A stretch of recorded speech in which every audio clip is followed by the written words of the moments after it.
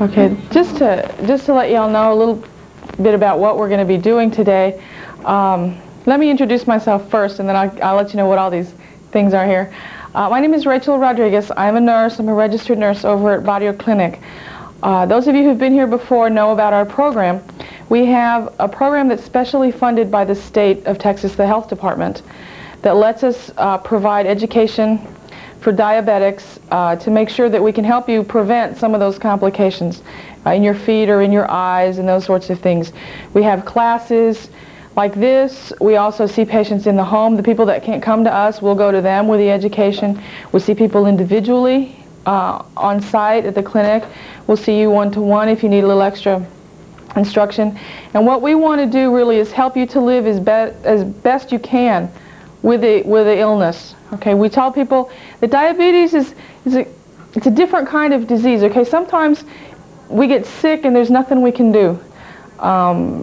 Sometimes like things like cancer or things like that where you can change your lifestyle, but sometimes it's a little after the fact. Okay, with diabetes or high blood pressure, things like that, if you change the way you live, you can really make a difference in getting well, okay? Or you can make a difference in living better, in having complications or not having complications. Those are the kinds of things that we want you to really get from the class and the instruction. The more that you know about the disease and the more you know how to take care of yourself, the better you can prevent these problems, okay? Diabetes is not what kills us. It's all those complications that give us a hard time, okay? So that's what we want to prevent. Now the reason we have cameras here today and lights is we're working with some people there in the back. That's Carolyn Marshall and Scott and Nanette, okay, are with us here. They're from the University of Texas. It's the South Texas Geriatric Education Center. And they do a lot of videotapes on education. The ones that, if you've been here before, you've seen the tapes that we use with the family, how they go through the different things they need to do to take care of themselves. They did the first tapes, and now we're adding to this series. We're going to do one this week, kind of explaining diabetes, what it is, how you got it. And then next week we're going to do another one on diet, okay, and how to eat a little better. Okay, we'll talk more about that in a little while. So you have to come back next week too, okay, because we want the same faces. Okay, so does anybody have any questions? That's kind of the way we're gonna start this, and I think I see the coffee coming. We used to serve a breakfast, but it really wasn't. We would get it prepared by someone else, and it really wasn't what we wanted. So we decided to bring fruit instead. So feel free to have as much as you want. I know some of you don't eat when you come in here because you're getting your blood drawn and stuff. So y'all really need to eat something. Okay, eat a banana or an apple or something. Okay. Now, do I have to fill this out? I don't know. I want to test myself, but okay. I never have. You don't know that you're diabetic? No, you don't have to fill that one out. You can wait. Good. I'm his friend. Good, good. Okay. Well, no, the more people that want to come, the better, really. Okay. We're going to do this a little English, a little Spanish, a little of both. Okay. So if there's something that sounds a little better in Spanish, we're going to do it in both languages. Okay. Let me see where my pens and stuff. Let's go ahead and. Okay. It won't take long for just to. No, me va a ver el doctor. Dijo el doctor que podíamos venir después la hora. Okay, okay, okay. So what we're going to do is go ahead and get started. These are the kinds of things that we're going to talk about today. Okay, we're going to talk about how you got the diabetes, because a lot of times we all heard about diabetes, ¿verdad? We don't know what it is, ¿verdad? We have people tell us different stories that diabetes can be cured, that diabetes, if you eat certain foods, diabetes will go away, that sort of thing. Okay, what we want to do is clear up a lot of that. And while people tell you things, and they have good intentions to tell you things, they may not have all the information. Okay, so what we want you to hear from us is all the information that we think will help you. And we'll give you, as much as we know, we'll tell you.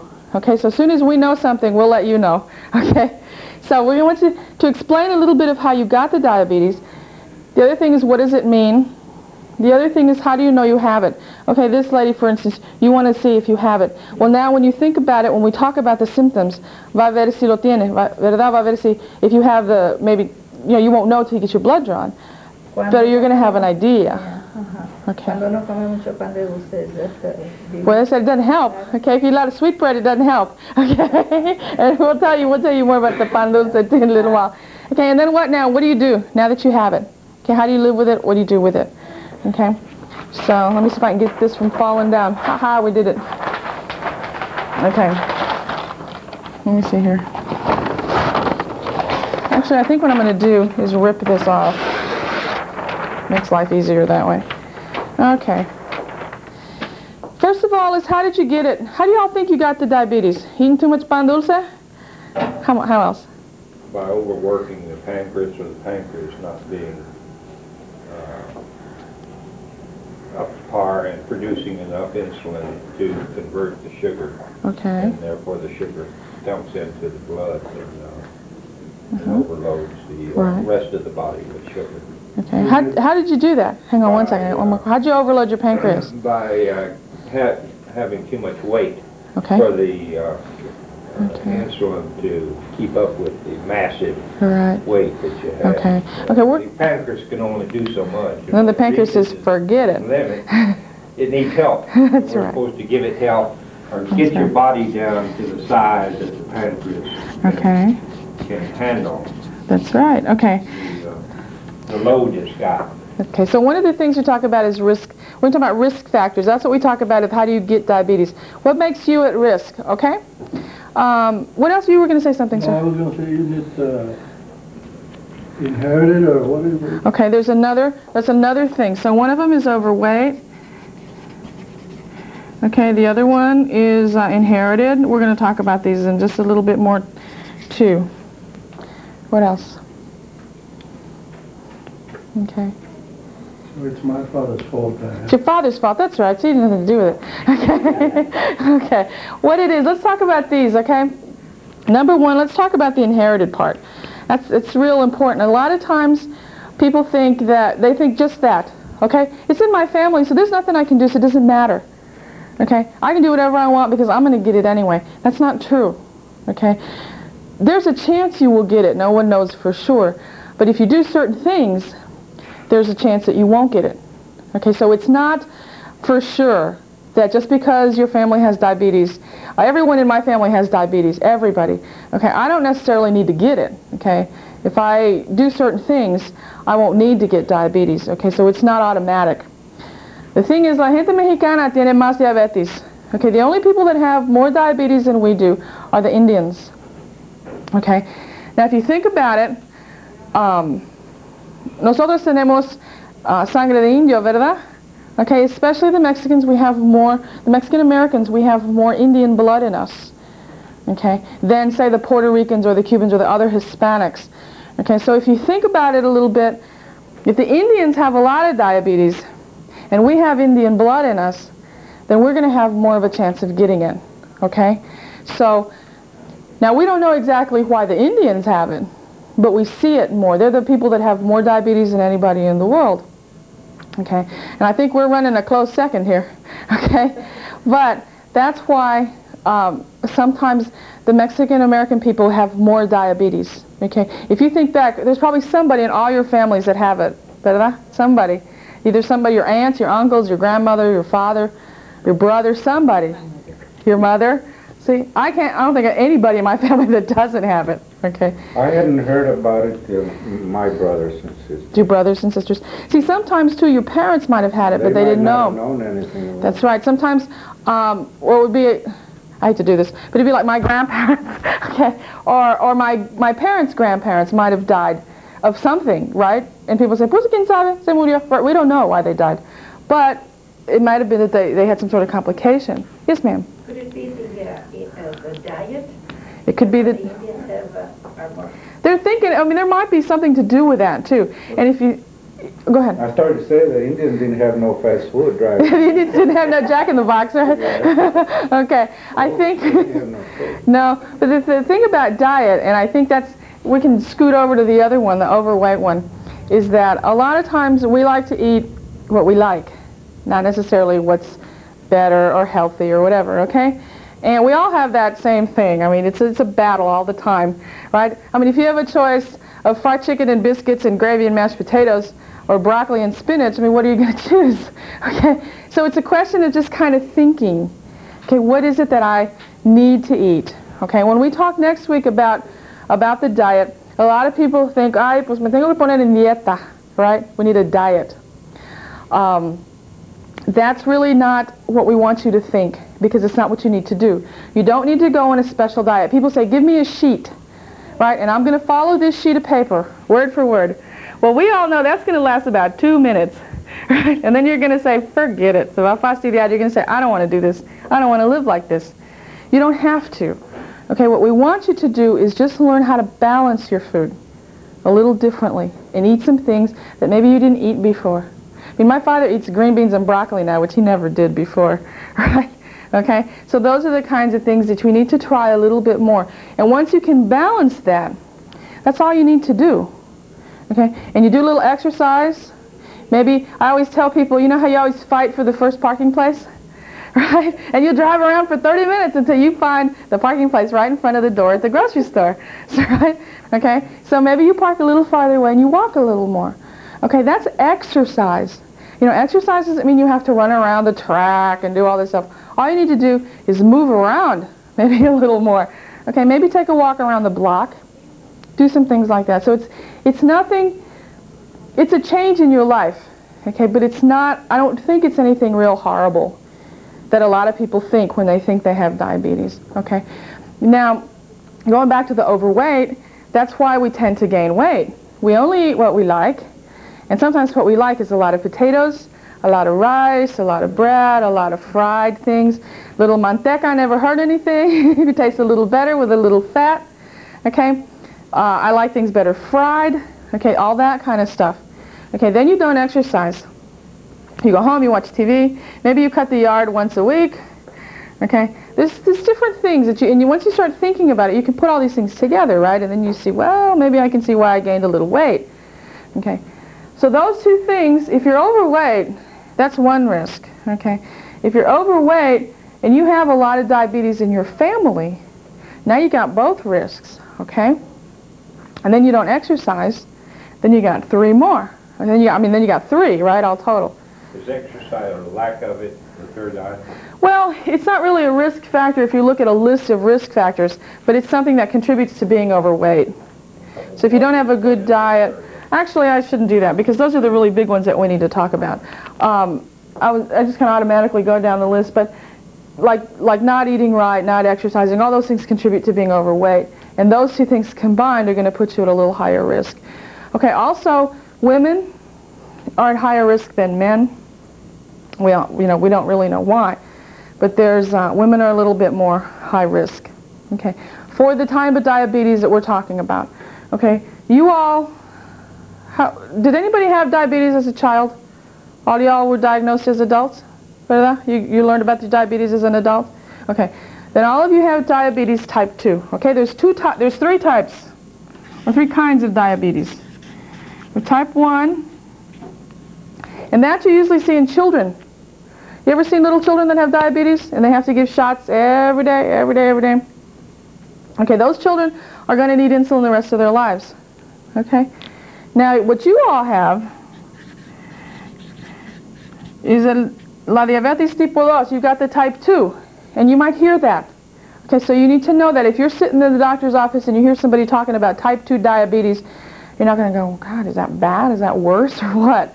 Okay, that just strictly tells them the kind of diabetes you have, or if you see it written on a piece of paper. That's what it means. All this means is, this is children when it starts, okay? This is adults, okay? They used to call it adult onset diabetes. Okay, when I was in nursing school 150 years ago, we called it adult diabetes. Okay, things have changed in 11 years. It's incredible. And now they used to call this juvenile, and some people still call it juvenile diabetes, but it's type 1. This is type 2. And all that means is you got this as an adult. Usually you see it in people over 40. Okay? The other kind is what they call gestational diabetes. All that means is diabetes that pregnant women get. Okay. Have you ever known a woman that was pregnant and they told her she had diabetes? Okay. This is the only kind that will go away. Okay. The type 1 and the type 2 will not go away. Once you have diabetes, you have it. It's not going to be cured.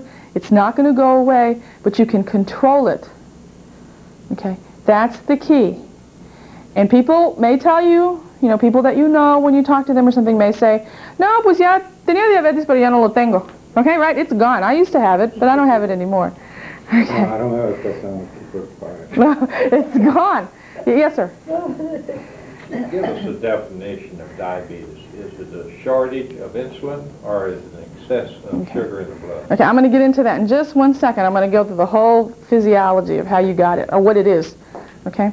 But just for now, I really want to make that clear because when you talk to people, they will tell you that. And I've heard it lots of times. Okay? Or I used to have the kind of diabetes that's only in the urine. They're only in the blood. Okay? Diabetes is diabetes, and we explain it, you're going to see that that's all there is. Okay? And it's not going to go away. But you can control it, and you can live normally the rest of your life. You can live 20, 30 years and be normal and do everything you want to do if you take care of yourself. And that's the question right there, is taking care of yourself. So this is the only one that will go away. Okay, as soon as the lady delivers the baby, this one will go away. Now sometimes she has a chance of getting it anyway. Her chances of getting it are a little higher after she's not pregnant anymore. But this is what you'll see. Excuse me, couldn't it be that the offspring would get it from the mother when she's pregnant? No, they don't see that. What happens to the baby if she has if she doesn't take care of herself, if you're expecting a baby and you have diabetes and you don't take care of it, your baby can be born with some problems. Yeah, because on the lady, it'll be gone, right? Right. And the baby may not have diabetes when it's born. May not. No. But it could have. But it can have a couple of things. It can have some deformities. Okay, they can have some heart problems or some other kind of problems when they're born. Or they can have, if the mother's sugar is real high, and when she delivers, then the baby is going to have that low blood sugar, that big drop, right? Because it's not getting any more blood from the mother. So the baby can have some effect when it's born. Yeah. So yeah, his little pancreas will be working, but he's going to get this big drop in sugar, or his little body's just going to not be able to handle that. Okay, so a woman has to be real careful, but there's the problem, if she doesn't take care of herself, the baby can be born with some deformities. Because they say they smoke or they drink, the baby. That's right, the baby smokes and drinks, A lot of women think that if you're pregnant, there's this little wall or something, and what we found out is that little wall doesn't exist. Everything she does, the baby does too. Those are important things to know, okay? Now we're going to talk about diabetes. Now this is my great drawing here. Okay, this is a person. Now remember, I'm a nurse, I'm not an artist. There's a head over here, okay? Your little hair. Okay? Now, in this person, all of us have a pancreas. Okay, the pancreas is right here. Okay, it comes from about here to about here. Okay? So, and it looks kind of like that. Okay, it kind of curves over a little bit. Okay? Now, what happens in the body is everything we eat turns into sugar. Doesn't matter what it is. It can be spinach, it can be pan dulce, it can be anything. Everything we eat is going to turn into some kind of sugar, whether it's a lot or a little bit. Okay? Have you ever not eaten for a while? You skip a meal or whatever, and you feel real tired and real weak, and you think, oh God, if I could just eat something, I'd feel better, right? And then you eat something, and you feel better. You feel a little stronger. You get your strength back, right? Okay? That's because you don't have any sugar in your body. You feel weak and tired, okay? So what happens is, going back, everything we eat will turn into some kind of sugar, whether it's a lot or a little bit, depends on what we eat, okay? But, so when you eat something, you have all these little sugars in your body, okay? Now that goes into your bloodstream, okay? Your blood, one of the things to think about too is your blood, or your circulation.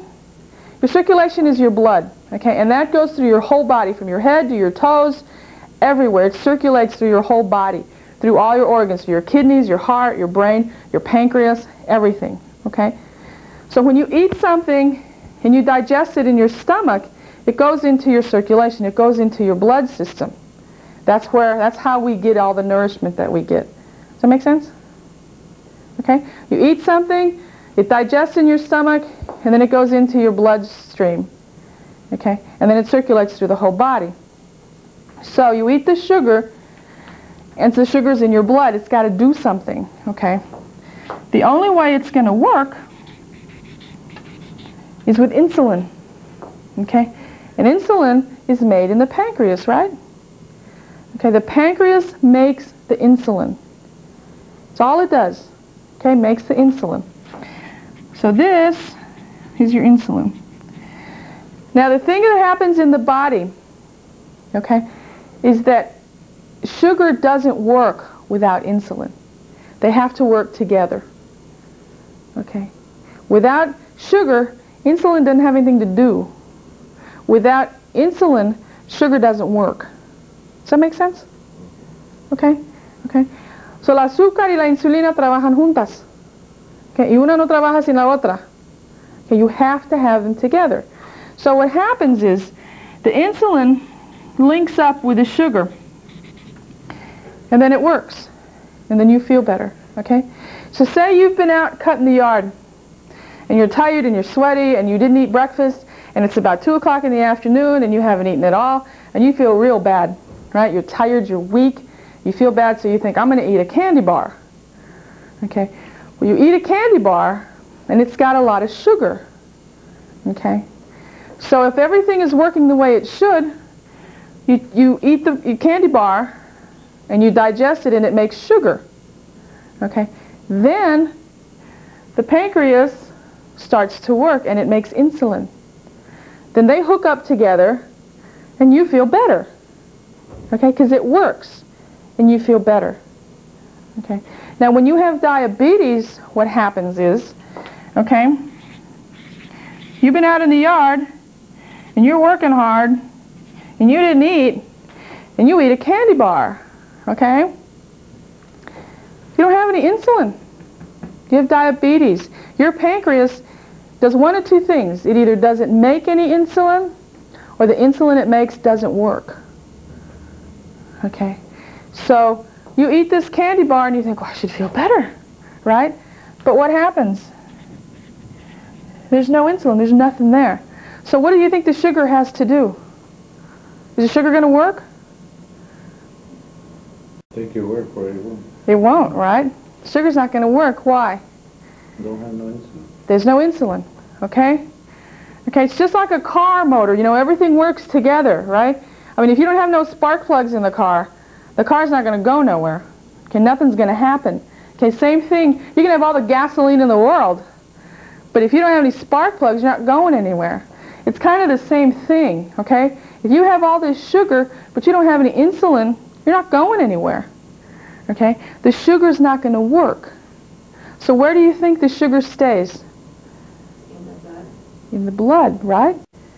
Does that make sense? Would it be a thick blood or? Gets a little thicker. When we talk about complications, you're going to see how that affects it. Okay? So this sugar sits there in your blood. So you go to the doctor, they check your blood. That's why they call it your blood sugar. Okay? They take it from your blood in your arm, and they can see how much sugar is there. Okay? So what they're looking at is really sugar in your blood. And they'll know by taking it here or by sticking your finger. Okay? Does that make sense? Okay? Okay? So if you don't have insulin, and that's what happens when you have diabetes, that's the answer to that question. See, either does it make insulin or it doesn't make insulin that works anymore. The reason it doesn't do that is maybe we gain too much weight, and the pancreas says, forget it, I can't cover all this ground. Okay? Okay? Okay, and then what happens is you lose a little weight. You say, okay, I'm going to clean up my act, I'm going to lose some weight, and now the pancreas says, okay, now I can handle this. I'll work better now. Sometimes that happens, and maybe they cut back your medicine a little bit. If you lose weight, you start eating a little better. They may cut back on your medicine or cut back on your shots. That's why, because the pancreas says, I can handle this. Now what happens is if enough time goes by, the pancreas says, I quit. No more. And the pancreas won't make any more insulin. That's when you need the shots.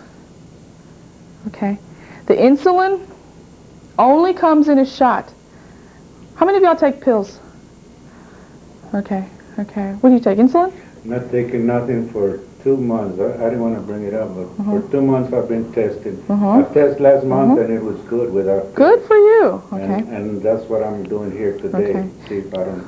And see, if I'm that's all right. and that's really good because were you on the pills before though? I was, yes. Okay. See, what happens is. You want me? I'll tell you the story. I came Tell me your here story. with 454 reading. Oh my God! Yeah. About a year ago. Uh-huh. The doctor started giving me the pills, put me on 3 and cut me down to 2, then 1, then half. See, and it kept coming down until it's normal. Have you been changing your diet a little bit? Been a little more careful? It was drastic change then, but now I'm back to almost normal. Okay, but you made a drastic change, huh? Yes, You lost some weight? I lost weight. I was 220 and I went down to about 180. And I looked around, everybody told me, you're sick, what's the matter with you? Well, I guess I was. But I'm back to about 200, so I'm in the middle. You're kind of in the middle, okay. But see what happens? That's exactly what we're talking about. I'm glad you said that. Because what happens is, okay, your pancreas said, it's too much, I can't handle this. So they gave you medicine, they gave you pills, okay. Now what the pills do, the pills are not insulin. Okay, some people think they're insulin pills. That's not what it is. What those pills do is they make your pancreas work harder. That's all they do. They make that pancreas go to work. Okay? So, it's making more insulin, so all this works. Now, you lose weight, okay? You don't have to, your pancreas doesn't have to work so hard. So what happens? You can back off on the medicine. Okay? And sometimes you can be controlled by diet. There's 3 ways to treat diabetes. You can treat it with diet, you can treat it with pills, you can treat it with shots. Okay, with insulin shots. Now, so you're controlled by diet for 2 months, and that's great. I don't know about today, but I'm... Well, we'll see what happens after today. But that's the thing. If you make those changes, you can do that, and he's a good example of that. That's great. Okay? What does the exercise do? Exercise helps you to lose weight. Okay? And there's some other things, too, that they think exercise might help you use up the insulin better. Or the sugar. Work better. Use up, well, no, it makes your sugar and your insulin work better together. Okay? So there's some things, but definitely if you start exercising a little bit, you will lose weight. If you change your diet and you just go back to eating kind of balanced foods and you exercise, the weight will take care of itself. You don't have to go on a strict diet. Okay? When my reading was so high, I was drinking Coke, soda water, all kinds, regular, all day long. And I'd do some work and I'd be thirsty and I'd drink and drink. Okay, now that brings us to the next. That's right. There's one other thing I want to just kind of throw in here too while we're talking about it. Sometimes it may not be what we plan to talk about, but you kind of take advantage of the situation. One of the things that sometimes people will do, and I'm sure you've heard this before, maybe you've done it. People think, nomás me voy a tomar otra píldora, ¿verdad? Or just a little more insulin, okay? I'll just take a little more. I'll just take another pill. I can have those donuts. It's okay. Okay? It doesn't work that way, okay? It won't work. What happens is you end up with this big yo-yo. Your blood sugar goes up one day and down one day and up and down, okay? It won't work. Okay. Now, one other thing that I want to say here is your blood sugar readings. Okay. When you go to the doctor, always find out what your blood sugar reading is. Okay. It's very important to know that. Now, every doctor will tell you what's normal for you, because everybody's a little bit different. Usually somewhere around 140. Okay, when we're diagnosing diabetes, we tell people if your blood sugar, if you've been fasting, right, no breakfast, no nothing, and they draw your blood, it's over 140, that usually means you have diabetes. So that's one number. Okay, so they'll probably keep it somewhere in that neighborhood. One thing the doctors probably will never want you to do, I never say never, but I say probably never, okay, one of the things we know is when your blood sugar is more than 200,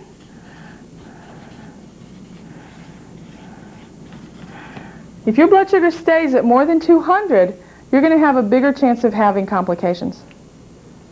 Okay, and that's very serious.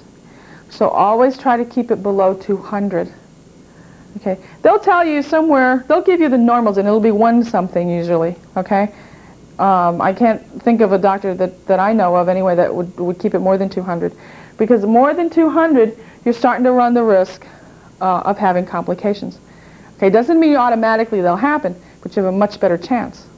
Your eyes, your heart, your kidneys, your whole body, your legs, your feet, all those things, okay? Why? Because you have that much sugar, that's very high. Okay, if we're talking about 140, which is kind of the normal here, or less than 140 being normal, then you're looking at over 200 is pretty high. And remember, what did we say? What does that sugar do? It stays in your blood, right? Okay. And you were asking if your blood gets thick? It does. Okay. It does get thick. Okay. It comes out like Cairo, like molasses. Okay. Okay. It does get, but it causes damage. That's the problem. It causes damage. Okay. That's why if you cut yourself on your foot, you get infected because it's sugar, and the germs like sugar. Okay. All those things start making sense. The more we talk about it, and the more you come to class, the more you're going to see that these things start making sense. Diabetes is not a hard disease to understand. It's very easy to understand. Okay. If you just think about how all these things fit together. Okay. Well, may I ask a question? Sure. Why would my doctor tell my insurance company that I was diabetic when I had between 25 and 45 glucose level? 25? 25 to 45. That sounds awfully low. I know. And they said that was normal. But then he got real excited and put me on pills at 75. In fact, 72. Okay. Is that 172 or 120? Okay. I think you might want to double check on the numbers because... I'm sure of the number because I only went over 150 a couple of weeks ago. Okay. Because if you were 20, if your blood sugar... Now I'm back down, but they put me on 3 pills. But if your blood sugar was 25, you'd be in the hospital. I guarantee that number's not right. Okay. Well, why 25 did they say I was diabetic when I was at 75? See, I don't know. We'd have to look. You know, it's very hard. In this sort of situation, it's real hard to answer those sorts of questions because we need to look at your chart and we need to look at your history and we need to look at the whole thing. Okay? Like I said, I think the numbers, we might have to double check the numbers too. But what we're giving you is information here that will help you to know what diabetes is. Your own individual situation, if you have a question like that, you need to sit down with your doctor and say, let's go over this and answer my questions. And you have, you should be able to sit down with your doctor and ask him anything you want. You know, write down your questions and have him write down the... And I got another doctor. Yeah. Because it didn't make sense. Yeah, yeah. Well, I think, like I said, it's hard for me to answer that with those numbers because they don't click too well up here.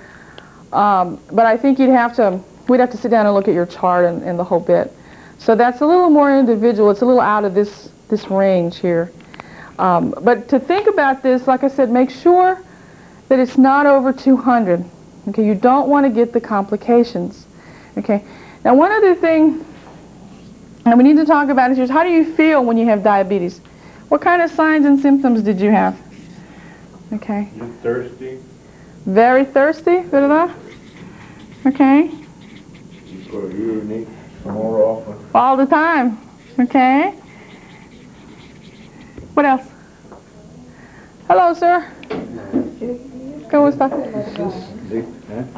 Ice, water, well, let's drink it. Get up any hours of the night and get some... If you're not used to getting up at night and you start getting up at night to go to the bathroom, then you're going more than usual. Okay? If you never used to get up during the night to go to the bathroom and now all of a sudden you have to, it's have to think about that, okay? What else?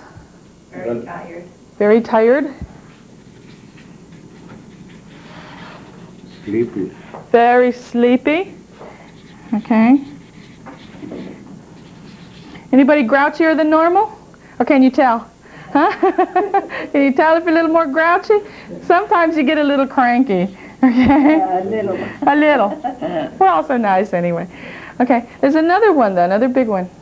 Did y'all start losing weight? Like I said... Without trying though? No, it just happened. Okay. One of the things that you have to think about, and you have to be very careful, is when you have diabetes and it's not controlled and your blood sugar gets too high, you get very hungry. Okay? What did we just say before? That everything you eat turns into sugar, right? And then the sugar works with the insulin? If you don't have any insulin, what do you think happens to everything you eat? Turns to sugar. And what does that do in your blood? Makes the blood get thicker and more heavier sugar. But what, do you have any energy? No, it can't get into the Okay. organs and the cells. Okay. It's not being used. Re-energize them. Right? It's not, you're not Running out using of it. energy. That's right. So what happens The is... fire went out. The fire goes out, that's right. What happens is you lose weight. Okay? Why? You're not using this food. But now you're just eating and eating and eating, but it doesn't have anything to do. Okay? So you eat and eat and eat, and you lose weight anyway. Does that make sense? Yep. Okay? If you have all this food, but you can't use it, ¿verdad? Porque no tiene insulina. So you're not using that food. It just sits there in the blood, so it's not working. How does the blood get rid of it? Huh? How does the blood get In the rid of it? kidneys. Some of it, not all of it. Okay, some of it will go in the kidneys. The reason we don't do urine testing anymore is because we found out that not all of it goes out in there. You can still have a very high blood sugar, but not show any sugar in your urine. Okay, so that's not the true test anymore. That's how we look at your blood. That must be something real new then. The last few years we quit testing urines.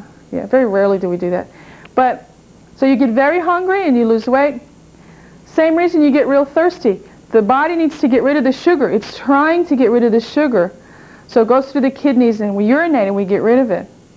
So it's like this vicious cycle, right? You lose so much water going to the bathroom that you get thirsty. So you drink a lot of water. But then it's going through the cycle, through the kidneys, and you lose it. Okay? You get very hungry, so you eat, but it's not doing you any good, so you lose weight. If you ever start losing weight without trying, and you see that you're very, very hungry and you're eating a lot and you're losing weight, it's a very bad sign. Okay, you need to go to the doctor right away. That means your blood sugar is too high. Okay? Now, most of us don't have that problem. Okay? We have to lose weight by just really trying, okay? But sometimes if you don't watch it, that'll happen. Okay? I know a woman who lost 40 pounds in like 3 months. Okay? She's a little tiny woman too. And she says, well, I don't know what's wrong with me. I just keep losing weight. Her blood sugar was 400 and something. Okay? For a long time. Okay? So that can happen. So you have to be very careful with that. The reason you get tired and sleepy, why? Because you're... Same thing. Energy, no energy. Right? The food has nothing to do. Body's starving. That's right. Your body is starving. That's right. Your food has nothing to do. Now, the reason you get cranky, well, maybe you're cranky anyway, but sometimes you feel bad, and you start feeling bad, and so that's why some of that comes out. Okay, but so you notice people sometimes, maybe before you came in to see the doctor, you fell asleep all the time? You got real sleepy? Sometimes you see that. Okay? So if you have any of these symptoms, that's why I'm glad you're going to get checked. Okay, it's very important. See, I don't have Your any vision. of those symptoms. You don't? I don't know. See, once again, it's an individual question, and it's hard to kind of lump you into the group. Of course, I got up to 300. Yeah. Like 330 one day. Yeah. And sometimes that'll happen too. You may not have all the symptoms. Yes, sir. I think sometimes also your eyes, they start getting blurry. That's right. You think you need glasses, but it's not the glasses, it's just your diabetes. That's right. That's right. So blurred vision is another one. Oh, yeah, and lightheadedness. You get dizzy. Oh my God. You got all of them? One of them. You get a little dizzy. Inner ear is affected. Sometimes you get a little dizzy, your eyes, and sometimes it might be because you're not seeing well. If you don't see well, too, sometimes you get a little dizzy. Because of all these things, you think about, even though you already know you have diabetes, you need to watch for these things. If you've been controlled and you've been feeling good, so you think, well, I can do a little more than I did. I can eat a little more than I used to because I'm controlled. Okay. Then all of a sudden you start seeing blurry, okay, or you start getting tired or thirsty. These, you still can see them. I'm a Yes, sir. proofreader, and when you're reading proof and you start seeing blurry, you better start watching your diet. That's right. You need to be careful. Okay, those are things that your body's telling you something. Okay, you have to be careful. Okay, so those are some more things. And what we're telling you here are really a lot of things to think about. Okay, now you have a little bit of an idea on how you got diabetes, on why you got diabetes, what it means, what to look for. Okay, that's very good because you're aware now of those symptoms. Okay, like I said, just because you have diabetes and you're getting treated doesn't mean that your troubles are over. Okay, that you don't have to think about this anymore. You have to think about it all the time. And that's why sometimes it gets frustrating. because you think, I don't want to fool with this anymore, I'm tired of it, okay? But you have to think about the benefit in the long run. If you think about it and you take care of it, you'll live for a long time. Can I mention something else? Sure. They say fruit's good for you, but you can overdo it with fruit. That's true.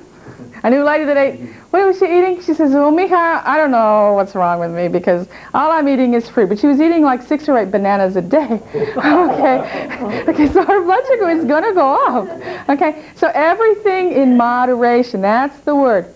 A little bit of everything, okay? Now, you can't have cakes and pies, and we know all that stuff, no sugar. But you can have fruit. Fruit is good for you if you don't eat a lot of it like You that. don't have insecticide like Yeah, I know. I thought about that the other day. I thought, my God, I tell everybody to eat fish and fruit, and now you can't eat that either. I don't know what we're going to do. You do the best you can, okay? If you don't eat anything, you'll starve to death, and your troubles will be over. So I think we just need to be a little careful. But the thing is now, what do you do? Okay, now you have the diabetes. What do you do with it? What happens to you now? Okay. Tell everybody. Yeah, that's right, that's right. Okay, a lot of people think, and sometimes the younger people, and it kind of surprises me, the younger people think that they can't work anymore. Okay, is that true? No, you need to work. Okay, okay, you can work. Okay, you need to keep your brain working too, okay? You can work, okay? My father's been working for 30 years with diabetes, okay? You have to be a little careful, depends on the kind of work you do. We had a fellow the other day that had carried he worked a heavy machine. Okay, well, he doesn't have the luxury of being able to go downstairs and get a Coke or something. So you think about that and you think, okay, I need to have something sweet with me, on me all the time, right? Because if he's on that machine and his sugar drops a little bit, then he has to have something, okay? So you always have to be ready for the times that your sugar can drop, okay? You can go to work, you can go anywhere, you can do anything, okay? One of the things, though, that we need to talk about, too, is some things to have at home. Always have a real Coke at home. Oh, no brand names, right? Always have a real soda, okay? Don't let the kids get to it. Don't let the grandkids get to it. Have it there for you. Get the kind that you screw the top on. Doesn't matter if it goes flat, okay? But always have that at home and have it somewhere where nobody gets to it but you. Now, what happens is sometimes if you don't eat right, if you don't take your medicine right or whatever, okay, your blood sugar can drop. Okay, have you ever felt like that before? Have your blood sugar ever dropped too low? How did you feel? Dizzy and no energy. Okay, you like you're going to pass out? No, I never have. Okay, if it gets too far, you'll pass out. Okay, you have to be very careful. I'm going to give you these books in a little while, but with these books, on the very back page, you probably want to tear these out, okay, and keep them on the refrigerator or somewhere. It tells you what to do when your blood sugar drops too low, what to look for and what to do. Okay, this is the thing that you have to be the most prepared for when your sugar drops. Like if your husband's sugar drops too low, okay, you need to know what to do.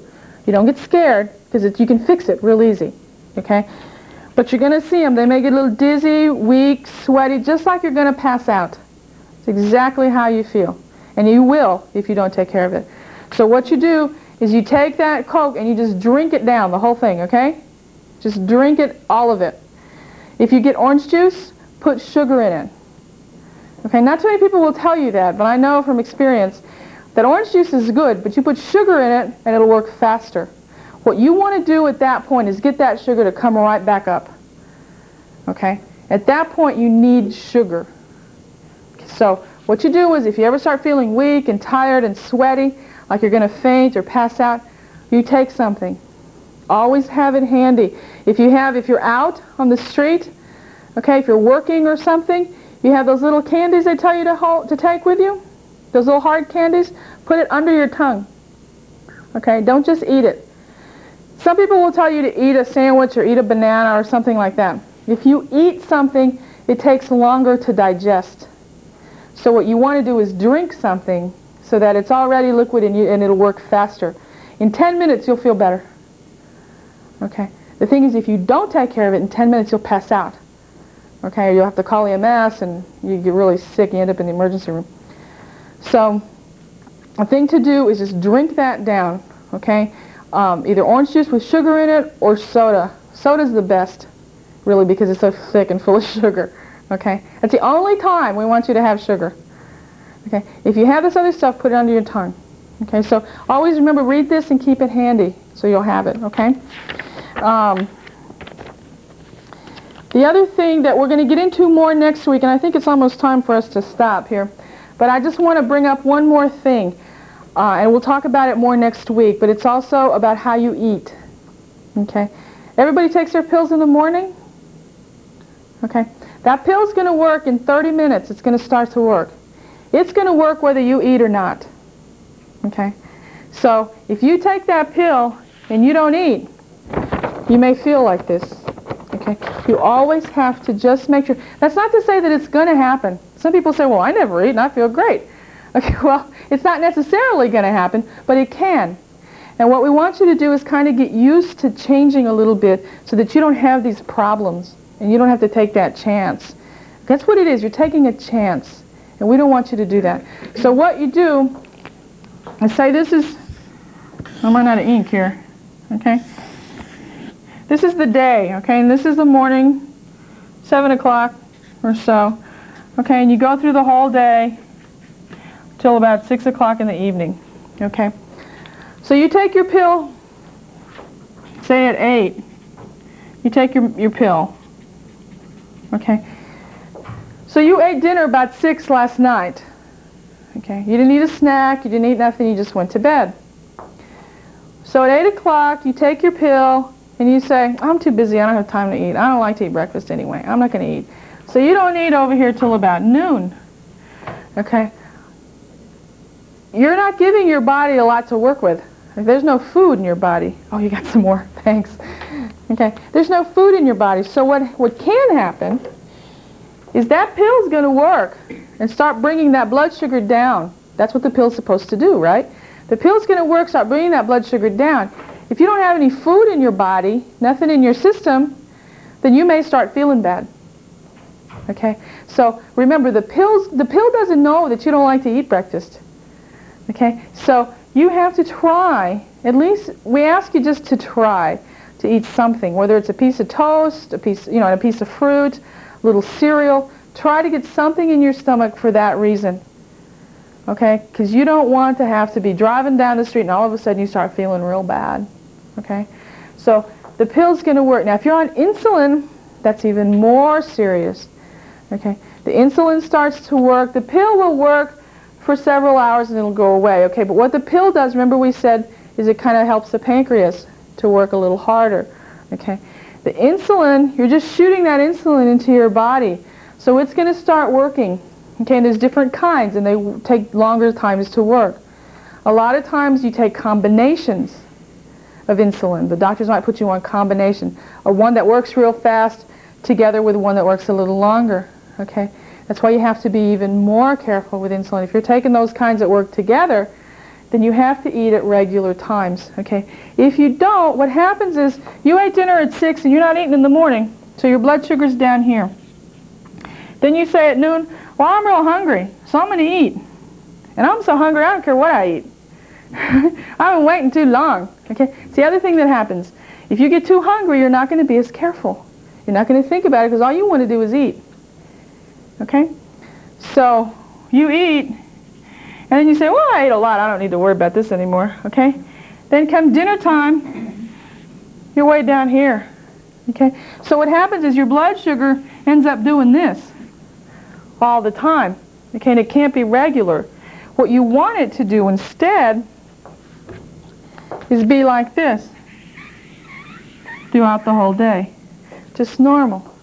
To where the medicine and the food balance out. Okay, does that make sense? What so your you're blood saying sugar is stays take your medicine and food together, okay? And then make sure you eat again at noon, make sure you eat again in the evening. If you're on insulin or if you're taking pills at night, be sure you have a snack. A snack is not a bowl of ice cream, okay? A snack is maybe half a sandwich, a banana, something, you know, that stays along the same lines of what you're trying to eat, okay? So try to remember all the time, if you're taking medicine at night, to eat a little snack, okay? So you want your blood sugar just to be like that the whole day, just balanced. The whole key to everything with diabetes is just balance. Okay? A diabetic person should have breakfast, should have lunch, should have supper. That's right. That's right. And we're not saying if you eat at 12 o'clock every day. But you need to eat about the same time every day. Say between 11 and 1 every day, eat lunch. Then between 6 and 8 or whatever, eat dinner. Okay? And between 7 and 9, eat breakfast. Okay? Just something like that so that your body doesn't have any shocks to it. Where you were going along just fine and all of a sudden you quit eating. Okay? Because your medicine and everything will get all out of whack. How long does it take the sugar in the food or the food to make the sugar get into the blood? A couple hours. It usually takes a couple hours to digest it and get it all out. Eat breakfast at 6 and by 8 it's in the blood and it'll show Well, up it on starts. the test. Yeah, it starts working immediately, and then between about 8 should be pretty much done, and you'll have the effect. Well, when you test, when's the best time to get a real, desirable picture of your sugar level? Usually, you want to test before you eat breakfast. You want a fasting blood sugar in the morning. If you test it and you eat, then you're getting the effect of what you ate. You usually have to wait 2 hours after you ate. If you forget and you eat breakfast anyway, then wait at least 2 hours. That's why they tell you to wait at least 2 hours before you test again. So the best thing to do is test yourself before you eat. Okay, if you're testing in the afternoon, sometimes they'll tell you to test about 4 o'clock. Same thing, before you eat. How about before and after exercise? About 30 minutes maybe after exercise. I'd wait about 30 minutes just to see. I don't know that you're going to see it as dramatic something. You may, because exercise you see over the long term. The benefits of it you're going to see over the long term. You may get some sort of reading, but I don't know that it's really going to tell you anything specific. Too low. If you feel bad, yeah, if you start feeling bad, then you might want to test yourself. But the other thing too, when you're going to exercise, make sure you always have something sweet with you in case you start to feel bad, okay? And what I always tell people is, if you think your blood sugar's too low, take the sugar first and then do the test, okay? It's not the ideal thing to do, but if you're trying to find the needles and find this and find the little sticks and get the machine, and you're wasting a lot of time. You'll pass out by then, okay? So at that point, you don't have time to waste. You take the sugar and then you do the test, okay? So don't get so caught up with getting all your little supplies together that you let yourself go too far, okay? And then you can test yourself, and you're going to get a picture anyway of what happened, okay? So but always do that first, okay? Now I'm going to show you a little videotape that these folks put together to start with. Some of you may have already seen it. I think you've seen them all probably, but you can see them again. I'm glad you're here. But this talks about, and it's in Spanish. This one's in Spanish, but there's some people there who have diabetes, and it talks about how they're going to live with diabetes and what they need to do. They're going to kind of give us an introduction to next week when we talk about meals and diet and food and all that kind of things. I kind of stay away from the word diet because I don't want y'all to think like that. It's just how you're going to eat, okay? So let me move this around a little bit and see if I can keep this from totally falling down. I think I did it. Okay. Now, let's... Yeah, thanks. See, that videotape has a lot of what we talked about today. Okay, it goes right in line with the things that we were talking about. What I'd like to do now is give you some booklets to take with you. Okay, this book that I showed you earlier talks about diabetes, okay? Everything we talked about today, it talks about in this book. Okay, how you got the type that you have, type 2. Okay, what to look for, how the pancreas works. We talked about the sugar and the insulin working together. The kinds of ways it's treated, the things to look for. Okay, it's got all this stuff in it. I think it'd be good for you just to take a look at it. And then on the back, like I said, be sure you take a real close look at this part too. So if y'all just take one of these, okay? And then there's some other books that go with this. Okay, these books don't have a lot of words in them or anything, but they kind of talk more about what was in the film too, what was in the videotape, okay? Talks about like things you shouldn't eat. Remember you saw those pictures about what you shouldn't eat, what you should eat? Okay, those sorts of things. And as you see the other videotapes through the weeks, we'll talk about these other things that are further down in the book. Okay, so I'm going to give you these two. And go ahead and take a look at them. If you have any questions at all, please bring them back. And please really try to come back next week because we're going to talk more about food, okay, and how it works and how you need to change a little bit. Okay? This bothers me. Sugar does what to pancreas? Well, you need insulin that comes from the pancreas. Okay. And then to what work with the happens when sugar. you eat salt? Would Salt? it be the opposite? No, what, salt. What happens to the pancreas with salt? Nothing, nothing. Those two don't work together. Okay. Salt works like a sponge, and it collects water. Okay. So when you have high blood pressure, we talk a little bit about that next week too. I'll tell you how that works. Okay. Does anybody have any other questions? Anything? Okay. Same time, same station next week? Okay. Thank you. Bye-bye. Bye-bye. Dr. Martinez hasn't left.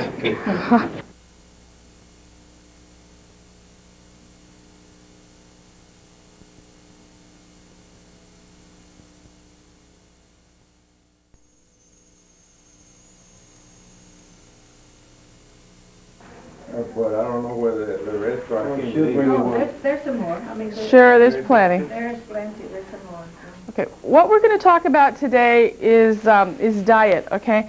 I really don't like to use that word, diet, okay? None of us like to hear that word, right? But the reason that we really don't want to call it that is because it's not what it is. A lot of times when the doctor tells you you have diabetes, what did you think? Oh no, I have to go on a diet, right? Ay, me tengo que poner en dieta, no puedo comer nada lo que quiero, right? All that sort of thing. Okay, what we're going to talk about today, we're going to look at, it's not really a diet, okay? That's why we don't want to call it that.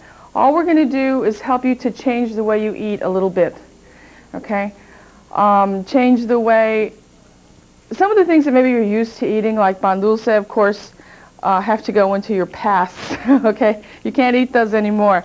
But the food, the regular food, you can eat, okay? It's just a balance. And that's what we're going to talk about today, is how you balance that food, okay? One of the things that people always tell me when I talk to them is they say, pues dame una lista, right? Give me a list, give me a list of foods that I can eat. Give me a diet to follow, okay? And I always say, no. Recipes are good. That's what you need.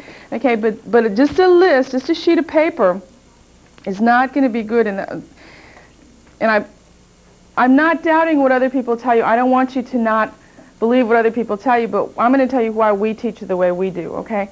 The list is okay if you just use it for guidelines, just to pick out certain things.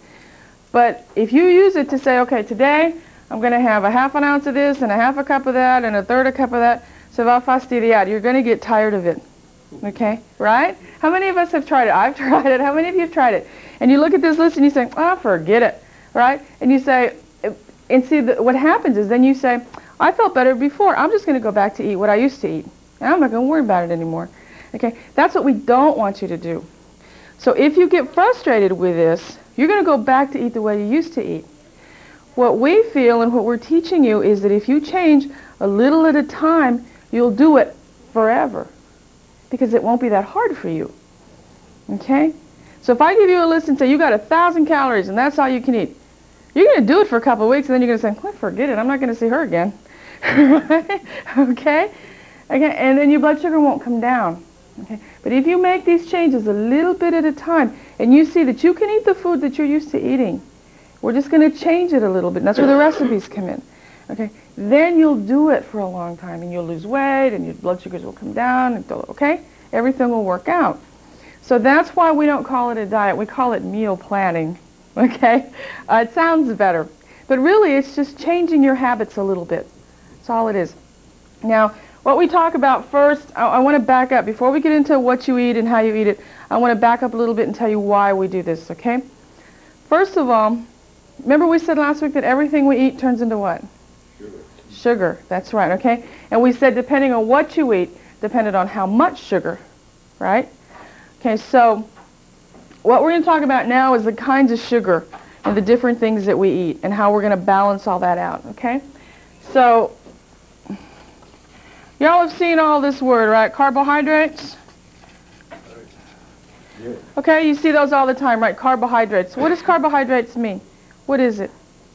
High fiber. It's more sugar. More sugar. Okay, it's more of a type of sugar. There's really three things that food breaks down into. You have fats. I don't know what those are. Protein. Okay, so you have fats, proteins, and carbohydrates. Those are, if you look at the side of the food, on the boxes, you see what talks about carbohydrates and protein and all this kind of stuff. These are just things that food is made of. Okay, things that our body needs. Believe it or not, our body needs a little bit of fat. Okay, maybe not quite as much as we tend to enjoy, but it needs a little bit. Okay, it needs protein. Okay, to build up your muscles, right?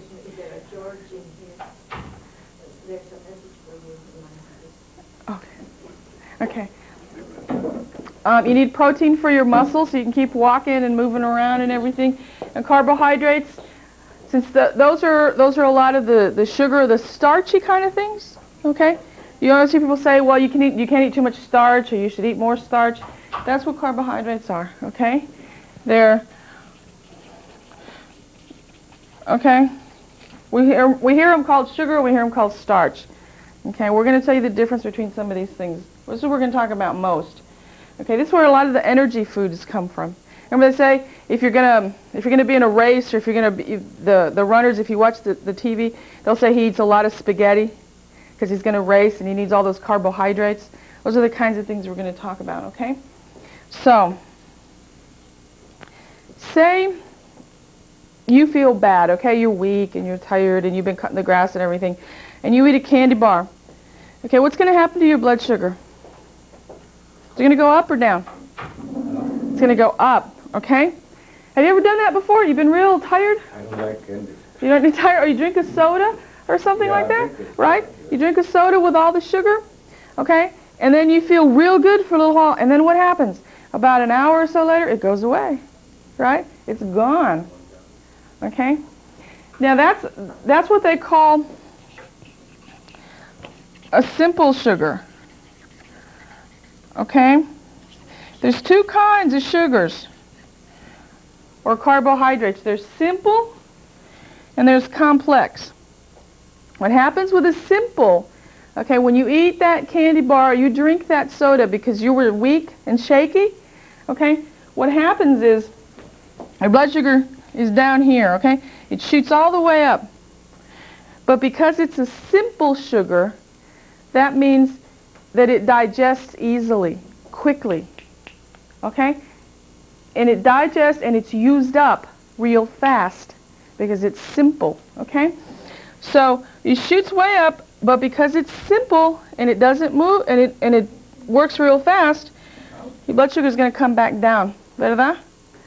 Okay? It's going to come down right away. Say this is a period of time. Say this is 0 to 10. I don't know. We'll just make this up. Okay? But a little period of time I see. Okay? So, and it's all sugar. Okay? So it goes up, your blood sugar goes up, and it comes down fast. Okay? Now, say now, in the same situation, okay? You're weak and you're tired, but you eat a banana. Okay? Or you have, a better example is like a bowl of spaghetti. Okay, that's always a good one. Pasta. Okay? That's a complex sugar. Okay? Fruits and pastas and grains, we're going to look more. We have a list of things. Where's the tortilla come in? Is that something like pasta? Tortilla? The corn tortilla is better for you. The flour. The flour. Is that like pasta? The flour tortillas, it's better for you because it's a grain. It's better, but it's got a lot of fat. That's the bad part. It's the manteca that you use to make it. See, the pasta doesn't have that, okay? But when we talk about this sugar, we're going to say, okay, you eat a banana or you eat the pasta or whatever, the spaghetti, right? Okay, so you were down here. This is 0 again. Okay. So your blood sugar went up because you ate, so it started going up. The difference is that it stays up for a longer period of time. Okay? That's what they call the complex sugar or the complex carbohydrate. It's not harder on your stomach, but it takes a little longer to digest. Okay? It works for you better in your body. Okay? The reason it works better for you is because it gives you energy for a longer period of time. Okay, does that make sense? Doesn't your diabetes go up? Not like with the other sugars, see? It's more of a balance. That's what we're going to talk about, how you balance. So if you eat something that's a simple sugar, which is anything that's like chocolate or sodas, pan dulce, cookies, cakes, all those kinds of things have sugar, like white table sugar. Okay, that's a simple sugar. Okay. When you're talking about sodas, you're talking about the regular Real soda, sodas. not the diet soda. We're talking about real soda. That's a good question, yeah. Diet soda won't hurt you, okay? That'll be okay. But if you look at your sugar, your table sugar, okay, that's an example of what they call a simple sugar, and it works very fast. Okay, and it doesn't do you much good. You ever heard them say empty calories? Something is empty calories, like a candy bar or something like that. That's what it means. That yeah, it's going to satisfy you, but only for a little while. It's not going to do any good. Okay? So things like fideo, okay, spaghetti, anything like that, it's okay to eat because it's complex. It works harder for you in your body. It gives you more energy. Okay? That's all there is to the different kinds of sugars and the different carbohydrates, okay? Simple and complex. Simple is exactly what it means. Okay, it works fast, quick and dirty. Okay, it's quick and dirty. It just does the trick and it's gone. Complex means that it's harder, it works better, takes longer. Okay, to be used up. So see back here. Get down here. See back here how we use that simple sugar so fast? Say from 0 to 10. Okay, we just made up these numbers, but 0 to 10. Now you look at the complex, and it went from 0 to 30 before it was finished. See the difference? Okay? That's why when we talk about your blood sugars and how to keep them in balance, we talk about this. If you have those other kinds of things where you have sweets, okay, like candy bars and simple sugars like that, things with a lot of table sugar in them, what's going to happen to your blood sugar? It's going to be going like this, right? All the time? It's going to go up, then it's going to come down and up and down, up and down. It's never going to be stable, okay? If you try to eat the other kinds of things like an apple or an orange or a bowl of fideo or something like that, okay, what's going to happen? This is going to be spread out over the long term, okay? And you're going to get more of a balance, okay? And that's all we mean when we want you to change the way you eat. Okay, we want you to eat things that are more in balance. And we want you to come up with that balance of food. Okay, the balance of food is what? Meat, vegetables, fruits, grains, milk, all that sort of thing. Okay, what happens to us sometimes, and I think we're all guilty of this, is we eat what we like. Right? ¿Verdad? Okay? Yes. You say, mira, no, like I've been living for 60 years, I'm going to eat what I want to eat. Nobody's going to tell me what to do, ¿verdad? Well, sometimes you have to change a little bit, okay? What we want to eat isn't necessarily what we need to eat. Okay, now I know that I'm going to pick on the men, okay? Men don't like to eat vegetables too much, ¿verdad? Right? Right. Okay, a lot of times men will eat, my father will eat peas. And that was about it for a long time until recently, okay? He just eat, that's the only thing he'd eat that was near a vegetable was peas, okay? Potatoes are okay. It's all the butter and the salt and the sauce and the cheese that you put on it, okay? And sometimes that's the only way we want to eat the potato, okay? So what you have to do, and this is where the work comes in on your part, is just try to eat something different, okay? Try to eat a little broccoli. Try to eat a little spinach or cauliflower or something. And maybe at first you won't like it, okay? But eventually your taste will change, okay? Same thing if you have kids at home. If you have kids at home, it's okay. They don't have to eat. Remember what we saw last week in that videotape where the lady said, well, she didn't want her children to suffer because they had to eat special? And the nurse said, no, that was okay because their taste would change. If your kids get used to eating lots of fruits and vegetables and not so many sweets, that's all the better for them, okay?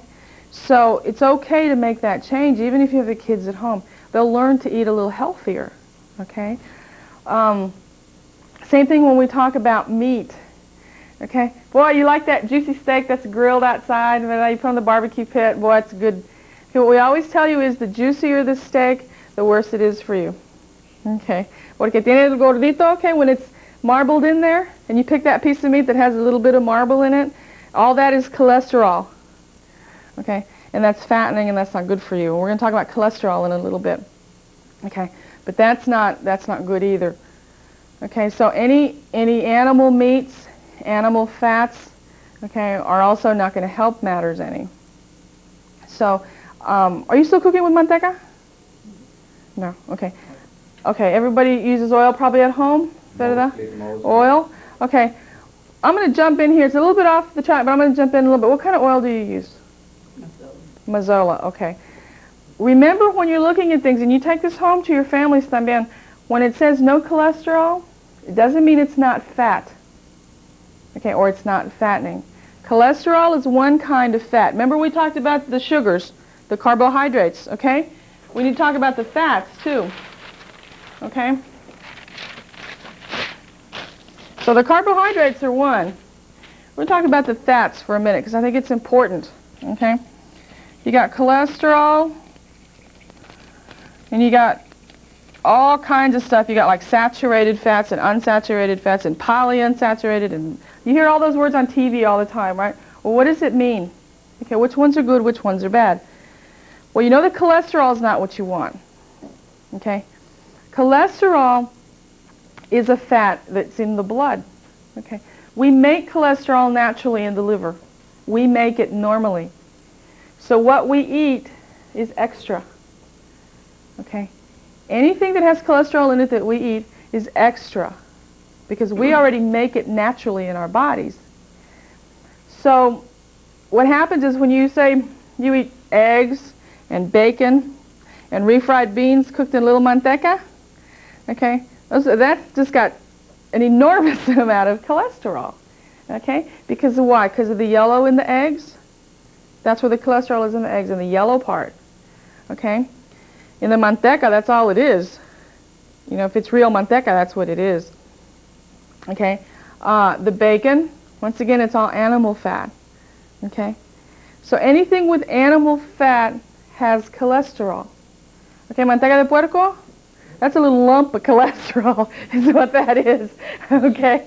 Okay, so any of the pork lard, that's just the worst, okay? But like I said, in any of the fat in the animals and in the eggs, the yellow part of the eggs, cheese has a lot of cholesterol. We need cholesterol, don't we? You don't need any more than what you make, okay? We make it normally in our bodies. We don't need all that extra cholesterol. What it's going to do, what cholesterol is going to do, if we get too much, you ever heard of people that have open heart surgery? I have an article here that I brought for you. Okay. Oh no. Now we got another one. You do this while I'm on TV. What? I said, you're doing this while I'm on TV.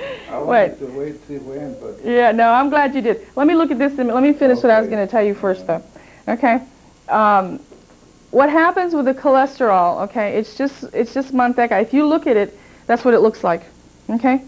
So what happens is in the veins, say this is your vein, okay? And everything's running smooth. All the blood runs in the way it's supposed to because it's open. Now, you say, nobody's going to tell me what to eat. I'm going to do whatever I want. I'm going to eat whatever I want. I don't care. I've been alive for too long. Okay? So you eat 4 eggs and bacon and beans and everything, okay? And then your cholesterol goes up too high. And then, this is where that's where it lands. And this is where it stays, in your veins. Okay? All along the lining. All along the lining of your veins. All over. In your neck, in your legs, in your heart, in your brain, everywhere. The veins that go to your kidneys, okay? It stays in your veins. You ever seen people with open heart surgery? Okay, they get bypass surgery for that. They have heart attacks, strokes, all those kinds of things. What happened was, instead of the blood running through like that, Now it's only got this much space to run in, okay? So you only get a little bit of blood flow in there. And it's slower. It can't run fast like this, ¿verdad? It's like a faucet. You open up the faucet and it's clean, pues sale el agua, right, with no problem. Okay, and it comes out fast. If that pipe gets clogged up, you know, with all the stuff that gets on the pipes, and you only got this little bit of space, it runs very slow. And eventually it's going to clog up, ¿verdad? Totally. Okay? That's what happens here. The blood can't run through your heart anymore like it used to, so it makes a clot. And then what happens is there's nothing. It totally stops up. Okay? And without that blood and without the circulation, remember we talked about the circulation? It goes all the way through your body. Without the circulation, it can't live. Okay? So you have a heart attack. That's what a heart attack is. Okay? When people have bypass surgery, open heart surgery, and they say, oh, he had 3 bypasses, he had 5 bypasses, what they have to do, then they have to get new veins and bypass. It's just like if you had a pipe, okay, and it was totally blocked off, and you got another piece of pipe and you went around it. It's exactly what bypass surgery is. Okay, you just get that piece of pipe and you go over the blocked part of it. Okay. Now, the reason this makes more sense to you guys is because when you have diabetes, you have to be more careful with your cholesterol. Remember what we said, if your blood sugar gets too high, what happens to the blood? It gets thicker. Right? It gets kind of thick and doesn't move good. Okay, that's why your circulation's not so good. Okay, so you have diabetes, and you're not taking care of your blood sugar, so it's over 200, it's too high, so your circulation's not so good. Okay, now you're not being careful with your cholesterol. Okay, and there's something about high blood sugars and cholesterol that kind of work together también. Okay, if your blood sugar's too high, your cholesterol's a little higher too. Okay, so if you're not being careful, what do you think is going to happen in your veins? They're going to get clogged up. They're going to get clogged up. That's exactly right. Okay. You ever heard people that lose their feet from gangrene? Okay. Why? Because they don't have good circulation. Okay. Good circulation is very, very important. In your neck, you got 2 big arteries right here where they're kind of like veins, but they just go in a different direction. Okay. Veins go away from the heart and arteries come to the heart, but it's all the same thing. Okay. These right here go to your head. You clog these up, and you're going to have a stroke, okay? And I'm not telling you all that to scare you or to make you worry, but they're just things that you need to know. And you need to know why all these things work together, okay? So cholesterol and your blood sugar are very close together. The higher your blood sugar is, the more you have to be careful with that cholesterol, okay? That's why we tell you with diabetes, if you make some changes on your own, you can avoid these problems. They don't have to happen. You keep your blood sugar normal, you keep your cholesterol normal, and you can go about your business. Okay? That's why it's so important that we ask you to change a little bit. Okay? Just don't eat flour tortillas. Eat corn tortillas. Okay? Or just eat one every now and then. I mean, we're realistic. We know that you're going to eat them every now and then. It's like at Christmas time. What do we tell you at Christmas time? Eat 3 tamales, don't eat 3 dozen. Okay? You know, it's okay every now and then. But that's where we always seem to have a problem. Every now and then gets to be this week, next week, the next week, the next week. Okay? And we kind of forget. Okay? But this is why we have to be careful. Okay? Now, we talked about cholesterol is one thing, okay? So when you see something that says, you're in the grocery store and you see something that says no cholesterol, you think, I'll buy that. That's good, okay? You got to look at one more thing. Okay, it's not that easy. Okay, you look at the fats. You seen the butter that comes in the little sticks? All the imperial and all the butter that comes in the little sticks. And then you see the one that comes in the little tub? The one in the tub is better, okay? Because there's something called saturated and unsaturated fats. And all that means is a saturated fat is just something that's solid if you put it on the table at room temperature. Okay? Margarine, butter, all those things, manteca, they're solid at room temperature. Okay? So you keep them in your cabinet, right? Or the butter, you put the butter out on the table and it's solid. Okay? Oil and that other one in the little tub, that other margarine in the little tub is whipped. It's not solid, it's whipped. Okay, that's unsaturated. That's better for you. Okay, so all you need to remember is look for something that's unsaturated. Look for the butter in the little tube, in the little tub, then in the stick. They Okay. have this loaf of bread that says no cholesterol, is that? That's okay. Yeah, that's okay. The breads, we talk about fiber and all that in a little bit too, but you look for the grains and stuff, those are better. Okay? They don't have as much fat in them. Yeah, I know. I saw some of that, yeah. And some of these things, and you don't have to worry about buying the most expensive one or everything. You buy what's on special. Okay? But now there's a lot of different kinds of butter in the little tubs, ¿verdad? And it comes out on special. Whichever one you buy on special is okay. You don't have to buy a certain brand. Same thing with the oil. Okay, Mazzola's okay, but if Mazzola's not on special, you can buy something else. Okay? As long as it's got corn oil or any of the flour, like safflower, sunflower, all those are okay.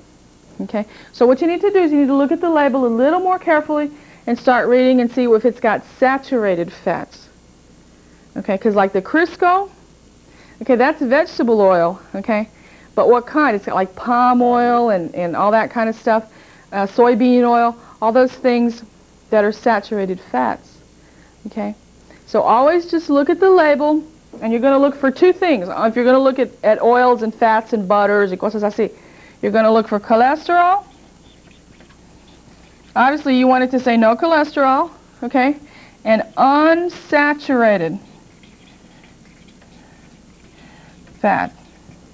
That's the word you look for, okay? Unsaturated.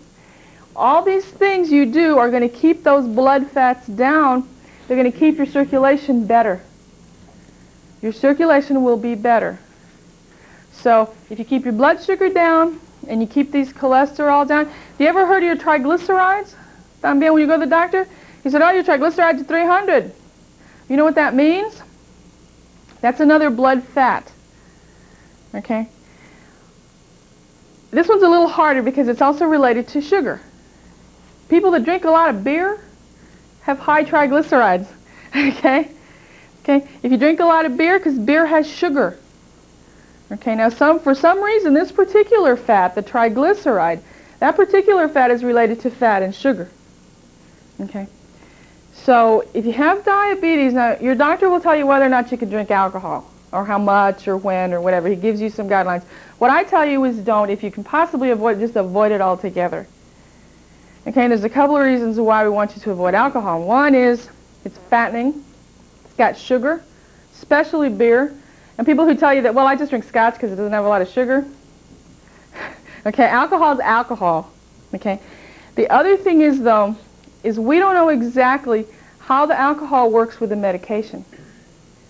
Okay, sometimes with insulin, for example, we don't know if it makes it work harder or makes it work less. Same thing with the pills. We don't know if it's going to make that pill work better or make the pill work less. Okay, so you're kind of taking a gamble. Okay, now what some people do is they don't take their pills so they can drink. Okay, well, we don't want you to do that either. Okay, you take your medicine, you watch your diet. If you can say no to the beer, you're better off, or any of the liquor. Okay, if you can say no to that, you'd be better off in the long run. Okay, so just give it a try. I don't drink, but what about that light beer that a lot of people drink? It's still fattening. It's still got sugar. Okay, it's got sugar. What happens with the light beer, some people think, well, I can only drink 3 regular ones, but I can drink 6 light ones. Okay?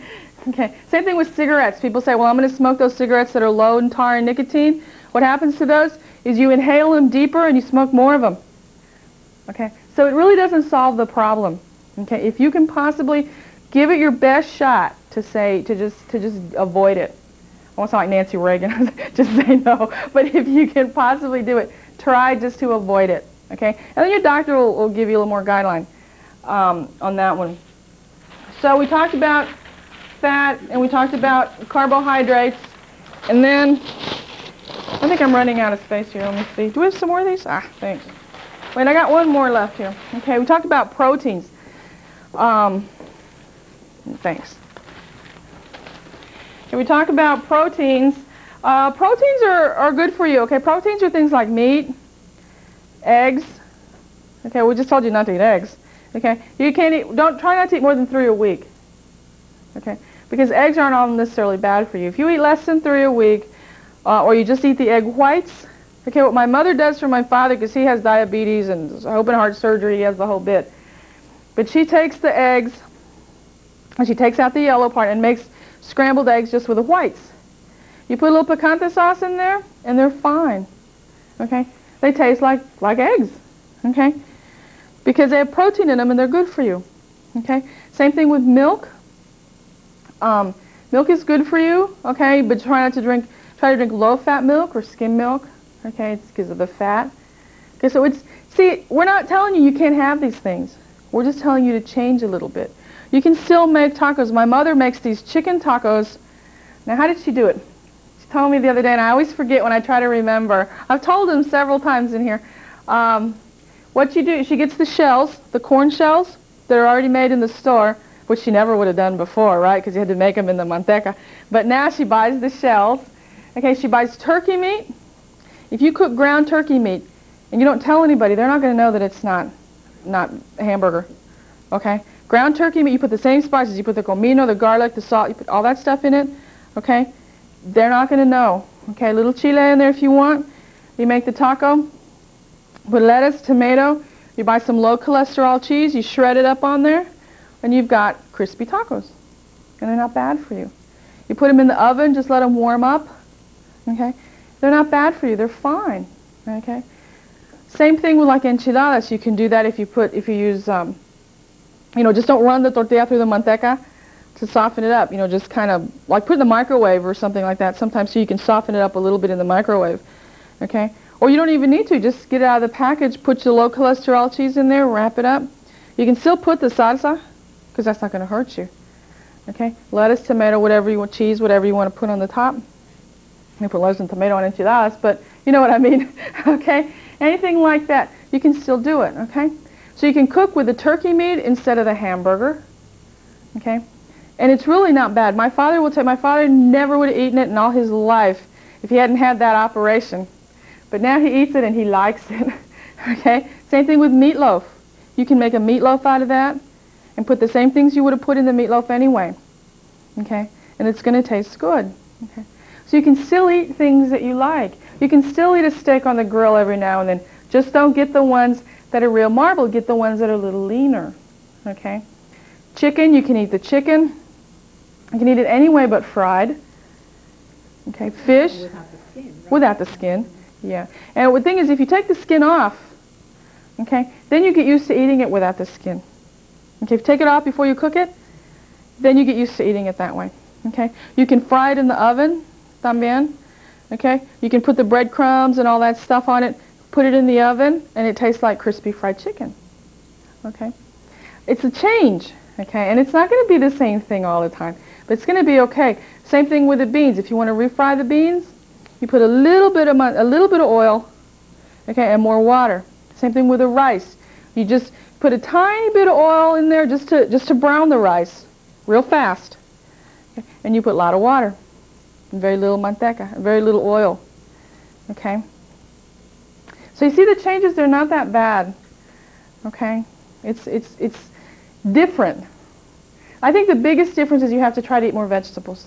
You're talking about substituting the other stuff for what you're saying.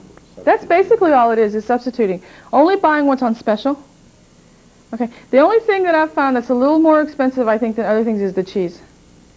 The low cholesterol cheese is a little more expensive, okay? But I think otherwise, the turkey meat comes out on special, okay? Like Sun Harvest and those people, they put it on special, okay? And just buy it when it's on special and stick it in the freezer, okay? The chicken comes out on special a lot, too, okay? Fish, anyway but fried, and a lot of people only like fish if it's fried. So if you have trouble with that, then you might skip the fish. Now let me see what he gave me here. A new medical study says a low-fat diet may not be healthy for everyone, and low cholesterols coincide with increased risk of cancer in some people. I know, you can't win, right? You can't win for losing. I know. But I think a lot of times is what happens is the newspaper publishes these sorts of things way ahead of time. Okay? They get one study, and they put it in the newspaper. Okay? And then everybody says, well, forget it. I can't do this either. I might as well just hang it up. Okay? You have to be careful when you read these. They say coffee's not good for you. Then I they come know. out and say coffee's all right. I know. Then they say, well, no, maybe it's okay. And then they say, well, the air is bad for you, the water is bad for you, the apples are bad for you, you know, the grapes are bad for you. Okay? What happens, though, is be careful when you read these, and I'm glad you brought it. Because what happens is it's real hard to know when a research study is good and when it's not.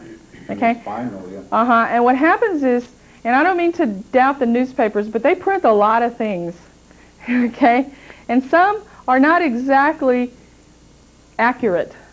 Okay? So be careful with this. I think we want to find out what's more or less true. You have to go to the doctor. I think you're better off asking your doctors, your nurses. Well, see, that's right. Ask the nurses. See, we don't charge. See, you need to ask your nurse. Okay? That's right. Okay? But there's all kinds of things too now, especially with cancer. We just got a new number that we can call. It's on television all the time now. If you have questions about cancer, there's a new 800 number, I think, or something like that. 999 LINK. Right, right. Okay, if you have a question, you don't need to pay for a doctor visit, but just ask them. How valid is this? Just okay? about You know, cancer. yeah. But I think we got a heck of a lot more information that tells you about fat and heart disease. Okay, we've known that for 20 years now. Okay, that a high-fat diet is going to give you heart attacks. Okay, so for now, let's stick with that. Okay, the other thing that they tell you to eat more is fiber. Okay, fiber is good for you, like the grains in the breads. Okay, whole grain bread is better than white bread.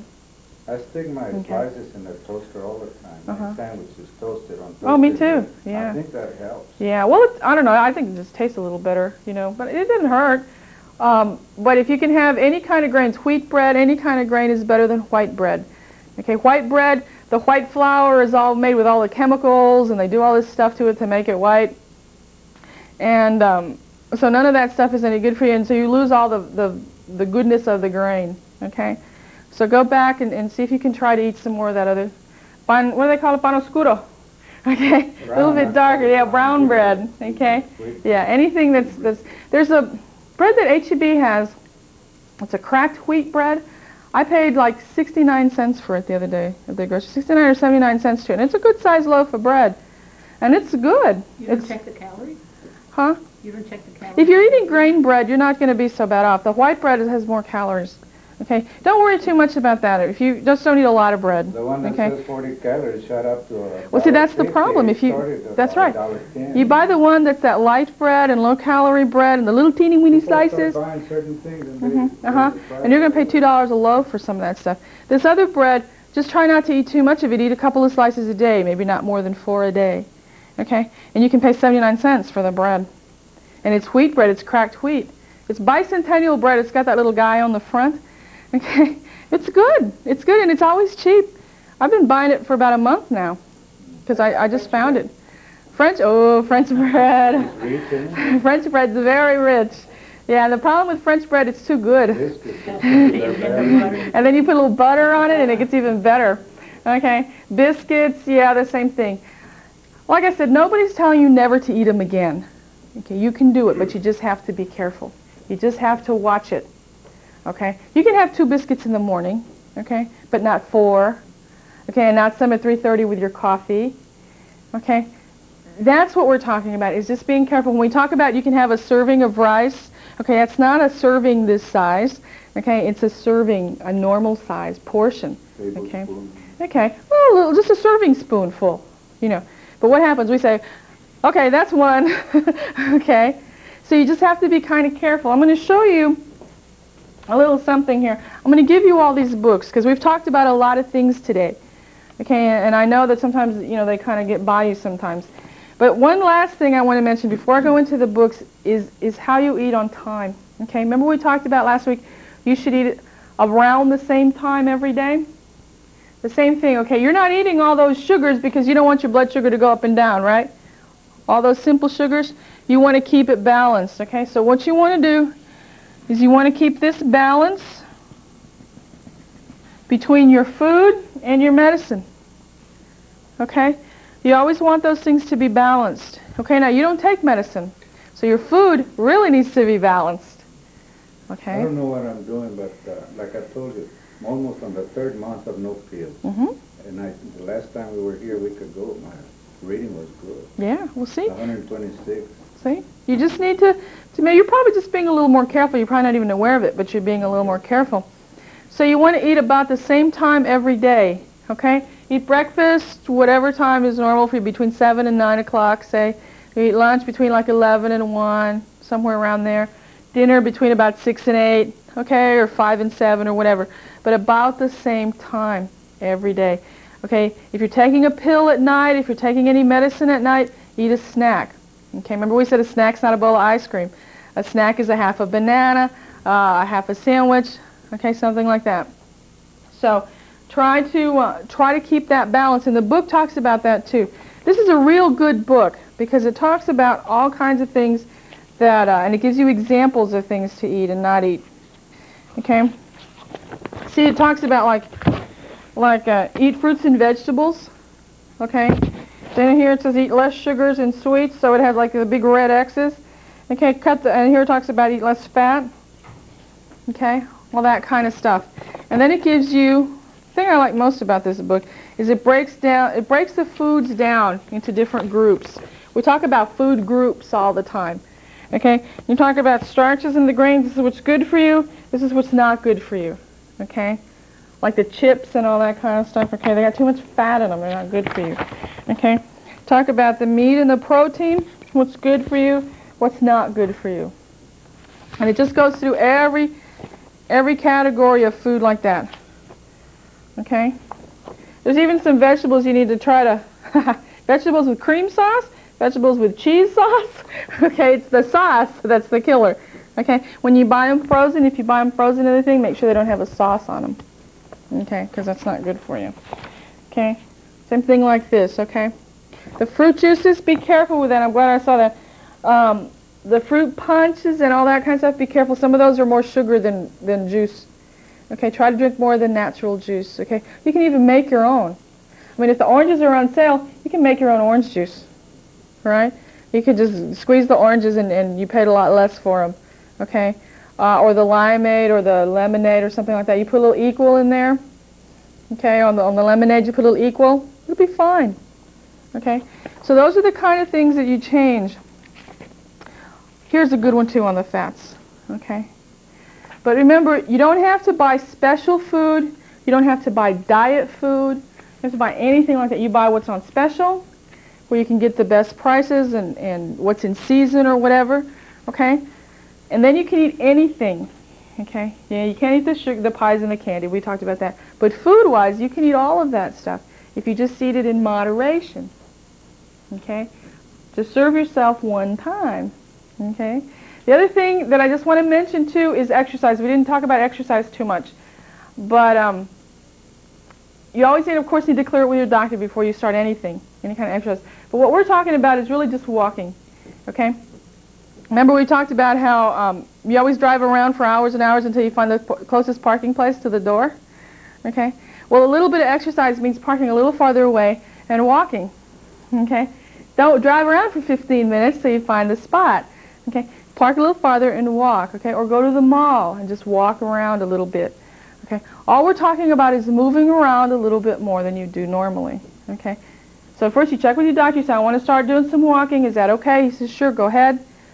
Okay, as long as your doctor says it's okay, then you can start doing some walking, okay, nothing fancy, nothing real fast or anything, just a little bit, and you'll notice the change. If you start watching your diet a little more careful and just do a little bit of walking, you'll notice the change, okay? And you won't be killing yourself or really making yourself miserable, okay?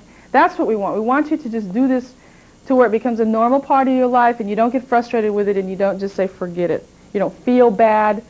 You know, be real careful of people who tell you that, well, I lost 20 pounds because all I ate was bananas one day and eggs the next day and all those fancy diets. Don't do any of that.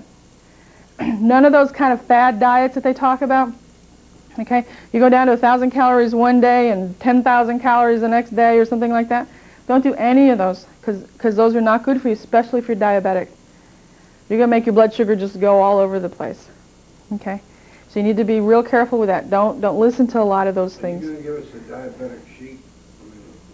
what I'm going to give you is this book, okay, that really gives you some good guidelines on this.